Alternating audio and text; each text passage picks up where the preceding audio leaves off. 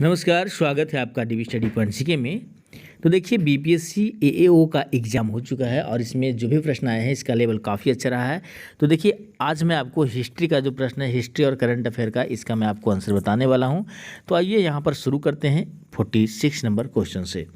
और देखिए यदि आपको चाहिए, यदि पूरा आंसर की का जो है आपको पीडीएफ चाहिए तो आप मेरा टेलीग्राम लिंक से जुड़ सकते हैं, वहाँ पर आपको इसका पीडीएफ मिल जाएगा। तो आइए शुरू करते हैं। 8 दिसंबर 2021 को जनरल बिपिन रावत जिस चॉपर में यात्रा कर रहे थे वो दुर्घटनाग्रस्त हो गया। तो वो जो आपको तमिलनाडु में हुआ था, नीलगिरी के आसपास। बुलेट ट्रेन परियोजना 500 किलोमीटर की दूरी तय करेगी। ये आपको कहाँ के बीच चलाई जाएगी? तो अहमदाबाद मुंबई के बीच। आगे है कि राजनाथ सिंह ने कल्पना चावला अनुसंधान केंद्र का उद्घाटन आपको कहाँ किया? तो चंडीगढ़ यूनिवर्सिटी में।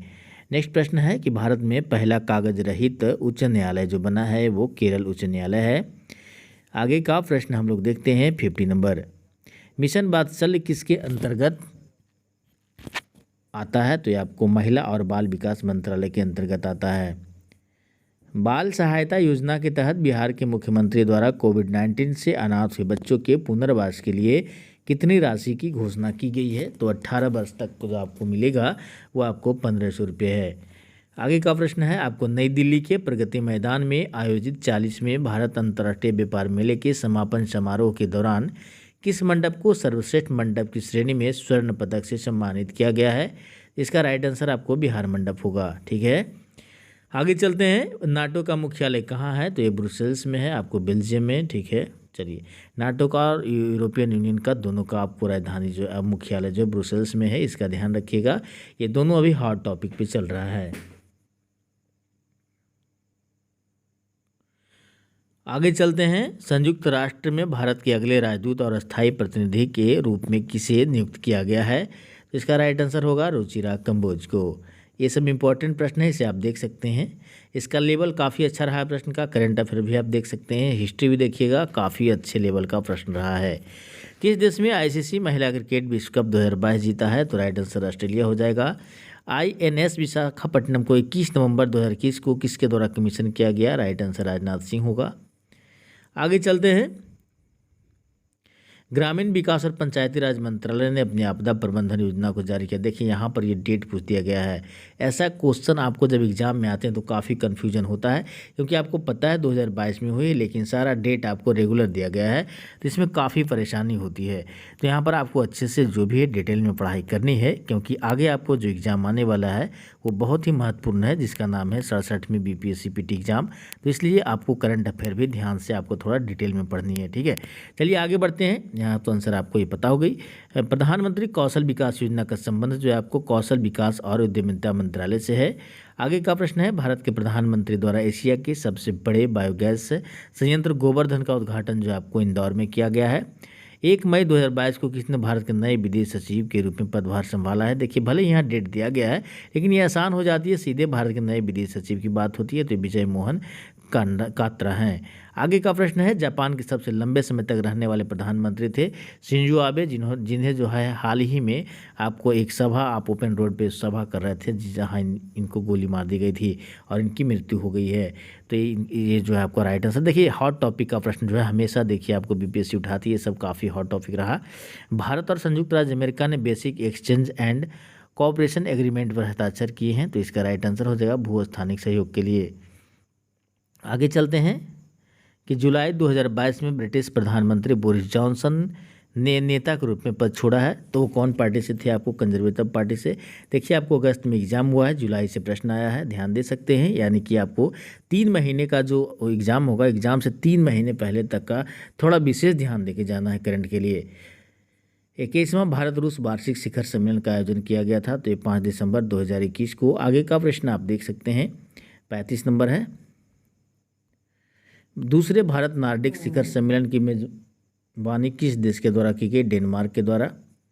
यहाँ पर आपका आंसर बी हो जाएगा।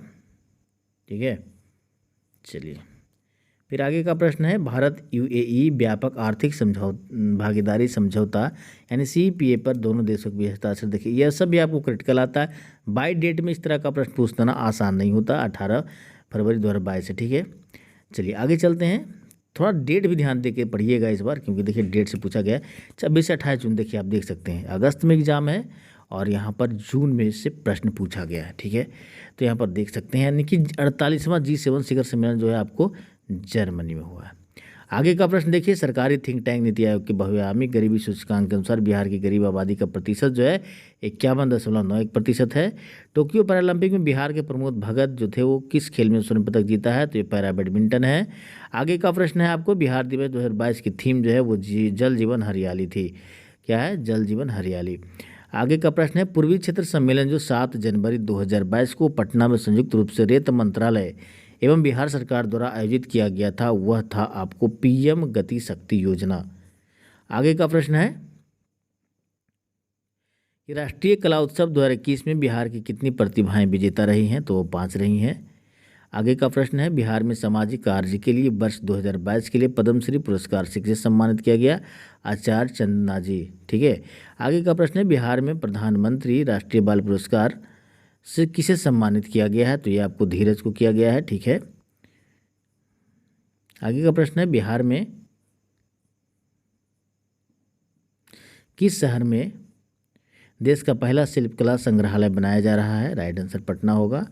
आगे का प्रश्न आप देख सकते हैं, किस शिलालेख में अशोक ने तिर्रत में अपना विश्वास प्रकट किया है, तो ये भाब्रू स्तंभ में जो है आपको भाब्रू शिलालेख में इसे जो है अशोक ने तिर्रत पर अपना विश्वास प्रकट किया है। आप इसे जाकर इसका विकिपीडिया भाब्रू स्तंभ का खोल के इसका आंसर आप देख सकते हैं। आयुर्वेद की प्रसिद्ध ग्रंथ अष्टांग हृदय के रचनाकार कौन है? इसका राइट आंसर बागभट्ट हो जाएगा। आगे का प्रश्न है, नालंदा ताम्रलेख में किस गुप्त शासक को परम भागवत कहा गया है, तो ये समुद्रगुप्त को कहा गया है। आगे चलिए देखते हैं, किस अरब यात्री ने राष्ट्रकूटों के महत्व का व्यापक रूप से वर्णन किया है? राइट आंसर अल-मसूदी हो जाएगा। आगे चलते हैं, दिल्ली सल्तनत के किस सुल्तान को लाख बख्श कहा जाता है? कुतुबुद्दीन ऐबक इसका आंसर हो जाएगा। दिल्ली सल्तनत के किस सुल्तान ने दारुल शिफा नामक एक दानशील अस्पताल की स्थापना करवाया था? तो फिरोज शाह तुगलक हो जाएगा।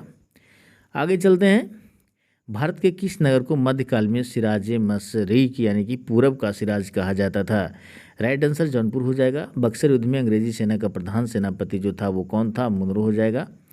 आगे चलते हैं, मुगल सम्राट में जंजीर अदली नामक न्याय की घंटी जो है जहांगीर के द्वारा लगवाया गया था। इनमें से कौन देवबंद स्कूल से जुड़े नहीं थे? तो अल्ताफ हुसैन अली जो थे वो इससे जुड़े नहीं थे, बाकी सभी इससे जुड़े थे। भारत भारतीयों के लिए नारा जो है स्वामी दयानंद सरस्वती जी के द्वारा दिया गया था। यहाँ पर ब्रह्म समाज जो है बहुविवाह का जो है ये निंदा नहीं किए थे। 1917 में चंपारण किसान आंदोलन से प्रत्यक्ष रूप से संबंधित नहीं है, तो यहाँ पर देखिए सभी संबंधित है, महादेव देसाई, नरहरि पारेख, डॉक्टर, लेकिन गौरी शंकर मिश्र जो थे ये डायरेक्ट नहीं थे, या और अदर किसान आंदोलन में शामिल रहे हैं पर इसमें ये नहीं रहे। किस सूफी संप्रदाय में सूफी संत सरफुद्दीन याहिया मंदिरी जो था जुड़े थे, तो ये आपको फिरदौसी हो जाएगा। मुजफ्फरपुर बम कांड के आरोप के कारण जो फांसी दी गई थी, तो यहाँ पर देखिए 1908 में यहाँ का जो जज था उस समय का किंग्सफोर्ड पर इन दोनों ने प्रफुल्ल चक्र खुद्दीराम बोस के द्वारा जो है प्रोग्राम था कि उसके गाड़ी पर बम फेंकना है, लेकिन गलती से कैनेडी की पत्नी जो कि इधर इंडियन लोग से सहानुभूति रखता था, उसकी पत्नी की गाड़ी पर जो बम फेंका गया, इसमें उसकी पत्नी और उसकी बेटी की जो मृत्यु हो जाती है, जिसके कारण प्रफुल्ल चाकी जो होते हैं वो सुसाइड कर लेते हैं, लेकिन खुद्दीराम बोस को जो है फांसी की सजा सुनाई जाती है। तो यहाँ पर राइट आंसर इनमें से कोई नहीं होगा, यानी कि आंसर ही हो जाएगा। आगे का प्रश्न है आपका कि किस शासक ने सुंदर नगर पाटलिपुत्र की स्थापना की? नगर की बात आ गई है, नगर पाटलिपुत्र, राइट आंसर आपका अजातशत्रु हो जाएगा। आगे का प्रश्न है कि सिकंदर के भारत के आक्रमण के समय मगध का शासक जो था वो धनानंद था।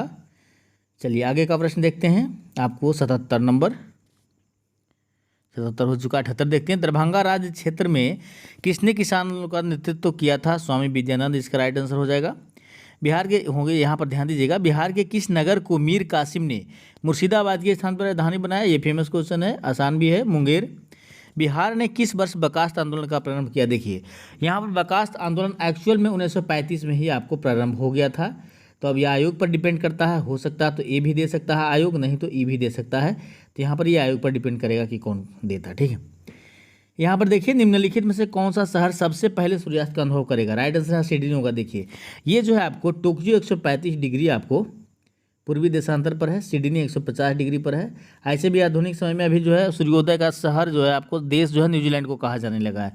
तो यहाँ पर ध्यान दीजिएगा कि 135 डिग्री सेल्सियस पर है, 135 डिग्री पूर्वी देशांतर पर आपका है टोक्यो, और 150 डिग्री सेल्सियस 150 डिग्री आपको पूर्वी देशांतर पर पड़ता है सिडनी। तो 150 डिग्री ज़्यादा पूर्व होगा, और ये तो जहाँ सबसे पहले सूर्योदय होगा वहीं ही सबसे आपको पहले सूर्यास्त भी होगा, यानी कि राइट आंसर यहाँ पर सिडनी हो जाएगा। 150 डिग्री पूर्वी देशांतर पर है इसलिए, और टोक्यो 135 पे ध्यान दीजिएगा इस चीज़ को। इतना देखिए, ये सब एकदम डीपली क्वेश्चन है, बाय मैप में आप देखिएगा तभी आपको समझ में आएगा, कहीं भी बुक में आपको ये प्रश्न नहीं मिलेगा। अफगानिस्तान जो किस देश के साथ सबसे लंबी अंतर्राष्ट्रीय सीमा बनाता है, राइट आंसर पाकिस्तान होगा। निम्नलिखित में से कौन सा जंगल या झाड़ी दावानल, देखिए ज्योग्राफी का क्वेश्चन है, ठीक है, लेकिन यहाँ पर जो आंसर होगा ये साइबेरिया हो जाएगा, ठीक है। एक तरह के जो दानावल है ना, इसमें जंगल में आग उग लगती है, उससे संबंधित है।